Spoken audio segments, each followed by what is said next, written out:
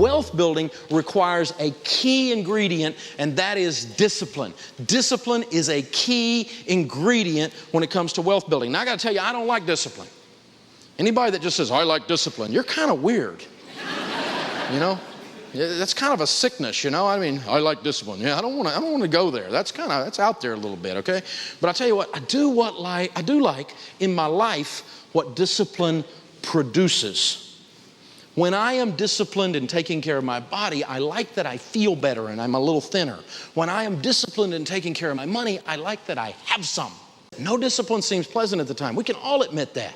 When I go out running, some mornings it's early and I don't want to get up, that isn't pleasant at the time. But when I get to work later that day after doing a few miles, I feel better, don't I? Same thing with my money. No discipline seems pleasant when I'm doing it, but then when I need a little money to buy a car or take care of my child or send my kid to college or something, I've got some. It's not pleasant at the time, but it produces a harvest that is powerful. Building wealth is a marathon. It is not a sprint. You can't get rich quick. Everybody's looking for a shortcut. Everybody's watching midnight cable TV. I'm going to order this tape set, and they've got magic pills, and it's easy. And it's not easy. It's not easy. Building wealth is hard. Otherwise, everybody would be rich. It's tough, but it's worth it. And anybody that tells you it's easy, and anybody tells you they've got a shortcut, and anything that sounds too good to be true it's not going to work. It's not going to work. If it sounds too good to be true, it's too good to be true. That's the process. Wealth is a marathon. It's not a sprint. And we live in a culture where we don't want to focus on anything. The whole culture's ADD. You know what I'm talking about? We're all crazy, you know? We can't keep our eyes on nothing. I mean, talking on a cell phone, putting on the makeup, driving with your knee. I mean, come on. Get out of the left lane. You know? I mean, come on. Right? Concentrate on something. Focus on something. And if you do that long term, that's a marathon. And wealth is a marathon. Anybody that tells you it's a sprint is not smart. Stay away from them. It's not going to work. All the wealthy people I talk to say, Dave, it's a process over time. Here's an example. What if you saved your pizza money or your cable money? $100 a month. Now, some of you spend $150 on cable and $600 on pizza. But average, let's just say you took $100 a month and you were to save that from age 25 to age 65, your working lifetime.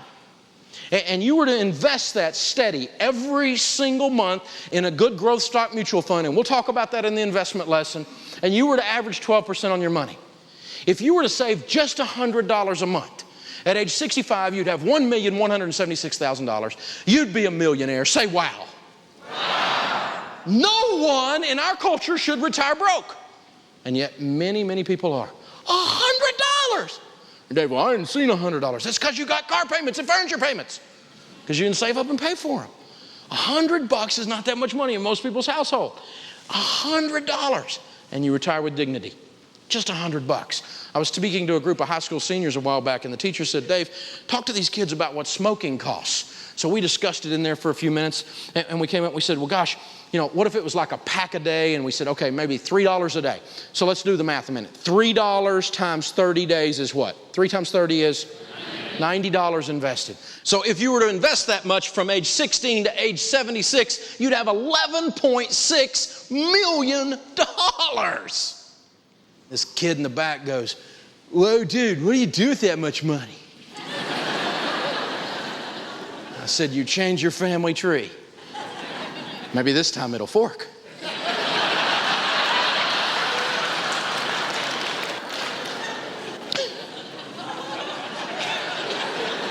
Now, I don't smoke, but I have been known to go get me a cup of coffee at Starbucks.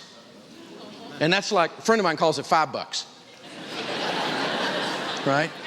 What if you spent $5 a day at Starbucks? Here's the numbers on that one from age 16 to 76. That's starting early with your coffee. But that's $150 a month. That's $19 million. That coffee smells bitter to me. There's a problem here. You have to think through this. Now, how am I going to do this? How am I going to build this discipline? I got to tell you, I'm just like you. I'm busy. I'm running in 19 directions. I have to have kind of autopilot discipline. So I used pre-authorized checking withdrawals, which is a good way to build discipline. Because if it zaps my account, if those mutual funds come along to my account and they go smack, right? That account just gets hit really hard at the first of the month, and it automatically moves over to that mutual fund. It happens whether I'm out of town. It happens whether I'm on vacation. It happens whether I'm too busy to sit down and do the checkbook. It happens. And my savings is automatic every month. I need that discipline. I need that automated process to be able to save that way. That is a good way to do it. I think the average American has Probably 1,000.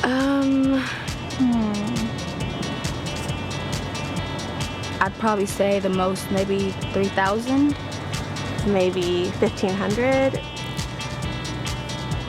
Less than $2,000? $3,000. $1,000 maybe? $500, $1,000, $75,000 maybe.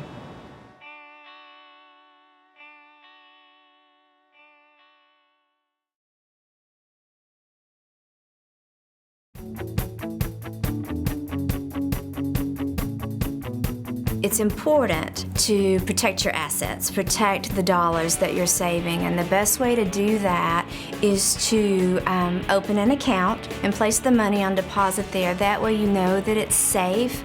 If the money's at home, whether it be in a mattress or in a jar, if there's a natural disaster, a fire, a flood, you're going to lose those assets. So it's important to protect what you have, and the best way to do that is to place it on deposit in an insured financial institution like a credit union.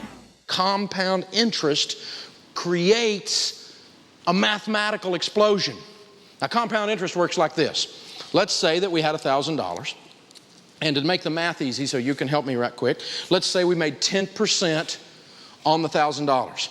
10% of $1,000 is $100. Now, if I left that money in the account, the 1,000 plus the 100, the next year I would have 1,100, wouldn't I? And I would earn 10% on that, which would be $110, right? So the next year I'd have $1,210. And it keeps building up. And every time it builds up, it gets a little more interest every time, because you're not only getting interest on the principal, but you're getting interest on the interest that you've built up. And that is a powerful, powerful process. The trick is you've got to start right now. You got to get with it. We got to get these emergency fund out of the way and start paying cash for things so that we don't have any debt, so that we can build some wealth.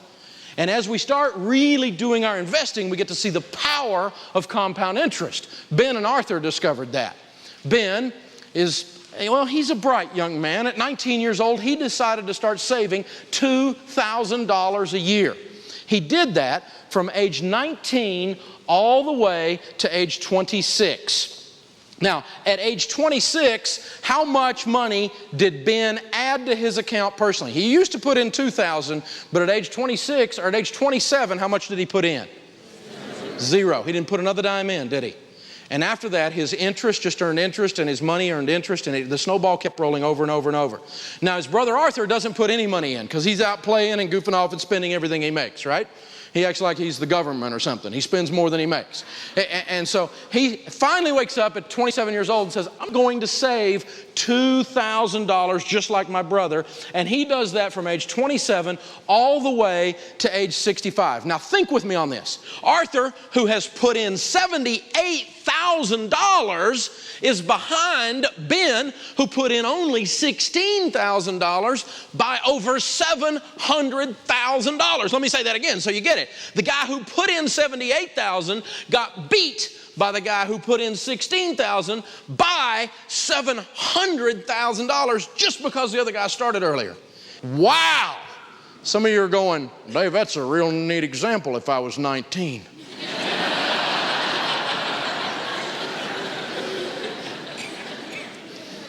How many of you in here are under age 25? Raise your hand. Very cool.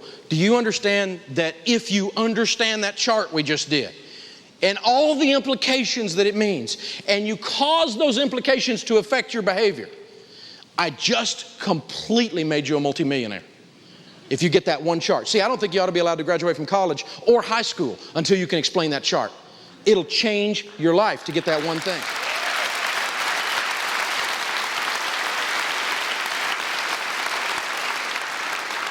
Now, how many of you in here are like me? You're over 45 years old. Raise your hand, be proud of it. Good. Now, maybe you've got something kind of boiling inside of you right now. Maybe you got something you want to say to those people in here that are under 25 years old. Maybe you would want to yell at them something like, do it, on 3. 1, 2, 3. Young people, did you hear the voice of regret? Now, those of you that are over 45, it's not over. You still got plenty of time. You just don't have as much time. And all you got is all you got. So let's work with what you got. Okay? So let's get going, wherever you are. Some people say, well, am I too old to save money? Not if you're still sucking wind. You're going to make it. There's all kinds of things you do. You know, Colonel Sanders never fried any chicken commercially until he was 67 years old. Isn't that amazing? Golda Meir, Winston Churchill did everything they did in their 60s and 70s.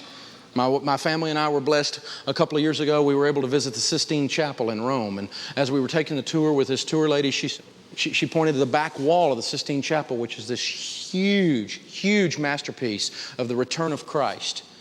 And it was painted, she said, by a 78-year-old Michelangelo. It's not over until you quit. So wherever you are, you start now. But let's get with it. Let's go. Let's go. Let's go. Let's go. Let's go. If you're 19, you got to do this stuff. If you're 45, let's go. Let's get this done. There's some stuff to do here, people. Let's get moving.